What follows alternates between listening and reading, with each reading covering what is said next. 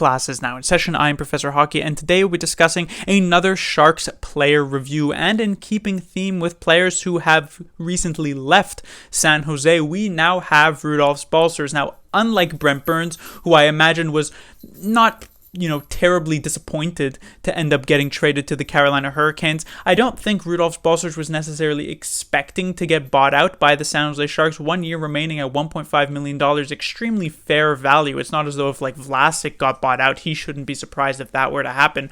But for Balcers, everyone was pretty much caught by surprise by this move. And so going into his history with the San Jose Sharks, it's been kind of very similar in a way to that, in that he was drafted by the Sharks in the 2015 entry draft in the 5th round. Now, most of the time, you don't really say much about 5th round picks because they very rarely manage to make any sort of impact in the organization. But Balcers was one of the special ones, one of the exceptions to that rule. He made some decent splashes with the San Jose Sharks for their minor team, and he made enough of those splashes that he actually was an attractive piece for the Ottawa Senators to pick up in the massive and now infamous Erik Karlsson trade at the beginning of the 18-19 season. Obviously, there were those big pieces like Josh Norris, Chris Tierney, the first round pick, but Rudolfs Balcers was a part of that, and he would play some NHL games over the next 2 seasons with the Ottawa Senators, but he clearly wouldn't really find a home with Ottawa. And so at the beginning of the 2021 season,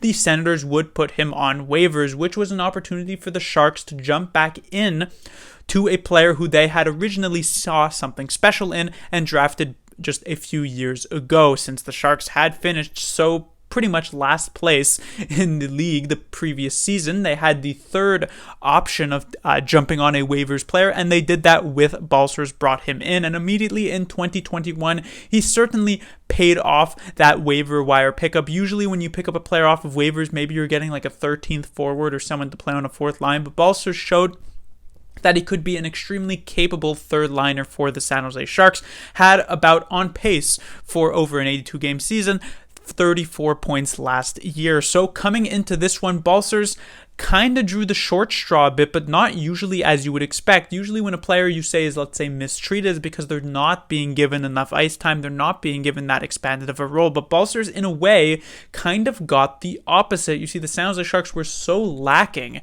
in top 6 talent going into this season that they were hoping they could get away with having Rudolfs Balcers in that role. And I was also hoping that the Sharks could get away with having Rudolfs Balcers in the top 6 and they would work pretty well. I wasn't expecting 60 points out of Balcers, but I was kind of expecting, with some preseason expectations, of like 40 points or so, but maybe that ended up being rather unfair to Balcers. He is a player who is quite solid when it comes to playing on a third line, but isn't necessarily good enough to get time in that top 6 to play against the other team's top players and top defensemen and things like of that nature. We saw throughout this past season, he was given tons and tons of ice time with the Sharks' top players like Hertl, like Timo Meier. In fact, he spent more than a quarter of his even strength ice time on a line with Barabanov and Hertl, as well as more than generally 50% of his even strength in one of these top 6 situations. And so Balcers was essentially given the keys to the kingdom to play in the Sharks' top 6 when he wasn't necessarily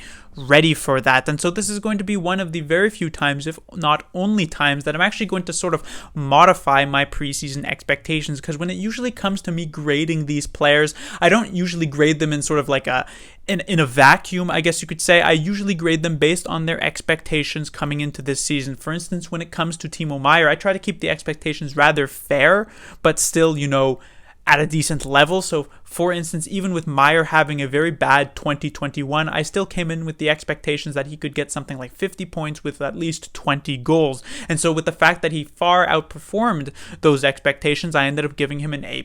So for Rudolfs Balcers, even though I did come in with, let's say, a 40-point expectation, which he underperformed on, I'm actually going to modify them slightly to give Balcers a bit more of the benefit of the doubt, I guess you could say. When it comes to his point total, 61 games played, 11 goals, 12 assists for 23 points. That would put him for about 30-ish points over a full 82-game season. And you may be wondering, well, even if Balcers Balcers isn't necessarily built to play in a top 6 role, shouldn't he still just accumulate points generally from being on a line frequently with players like Hurdle and Meyer? I mean, those guys should be able to set up their own plays, and Balcers should be able to benefit from that. That is definitely true, but there are a couple of caveats to that. First one, Balcers was a bit snake-bitten this season, didn't necessarily have a lot of finish to his game. It kind of reminded me of another Sharks player, Noah Gregor, in that Balcers had a lot of good opportunities but never managed to really put the puck into the net, or at least didn't manage as many opportunities as other players may have been able to do. Another reason is actually if we take a look at his time on ice, 15 minutes and 2 seconds doesn't necessarily seem super high for a player who I have constantly said it has been playing in the top 6 for the San Jose Sharks for much of this season.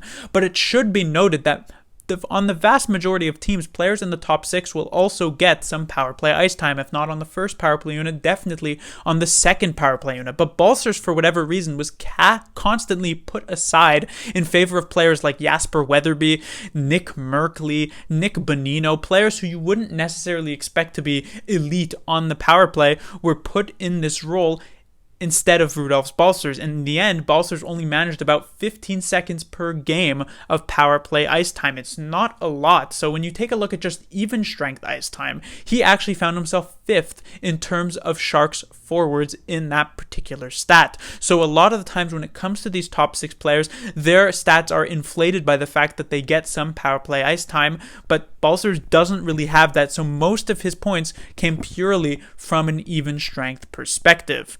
Another thing that I would like to note in terms of time on ice is that he had about a minute of shorthanded time on ice, and since the Sharks had one of the best penalty kills in the entire NHL, you do have to give some credit to Balcers, as he obviously played some relatively significant role in that. Another thing is his plus minus, which is a -3, which for a player on a bad team like the San Jose Sharks is actually rather impressive. Generally, if you were to look at the more fancy stats for Rudolfs Balcers, you'd see that he is actually a bit of an analytical darling, which is what made the buyout of Rudolfs Balcers just a few weeks ago even bigger of a question mark, not just based on the salary cap, but the fact that his advanced stats were actually rather solid. So in the end, with the modifications made to my preseason expectations for Rudolfs Balcers, I don't think he had a fantastic season. I don't think he necessarily even had that great of a season, but I thought he did pretty good. And when we saw him near the end of the year with Gregor and Bordelot on that third line, it felt as though he kind of had found a home there, which is why I was hoping, I was also just generally expecting, since he had 1 year left of his contract,